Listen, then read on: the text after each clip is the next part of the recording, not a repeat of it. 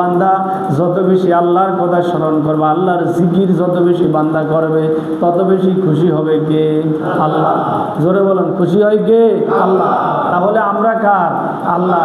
বিধান মানবও কার? আল্লাহ। আল্লাহর বিধান ছাড়া নিজের মন গড়া মতে চললে ওই ব্যক্তির জন্য জাহান্নাম। ওই ব্যক্তির জন্য কি? জাহান্নাম।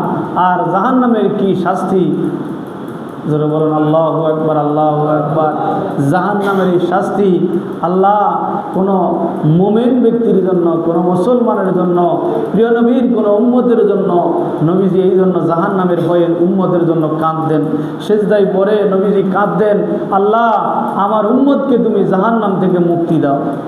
আল্লাহ, জোরে বলেন না সুবহানাল্লাহ। নবীজি উম্মতের জন্য কাঁদতেন। এই জন্য আল্লাহর রাসূল বলেন, যেই চোখ জাহান্নামের ভয়ে কাঁদে, দুটা চক্ষুকে আল্লাহ তাআলা জাহান্নামের আগুনে জ্বালাবে না। বলেন সুবহানাল্লাহ। কয়টা চক্ষু? দুটা চক্ষুকে আল্লাহর নবী বলেন, দুটা চক্ষুকে আমার আল্লাহ কখনো জাহান্নামের আগুনে জ্বালাবে না। একটা চক্ষু হলো যেই মুজাহিদ পাহারা দেয়, যুদ্ধের ময়দানে যারা মুসলমানদের দিকে যারা পাহারা দিয়ে রাতভর চোখটাকে মেলে পাহারা দেয়, ওই চক্ষুকে আল্লাহ কখনো জাহান্নামের আগুনে জ্বালাবে না।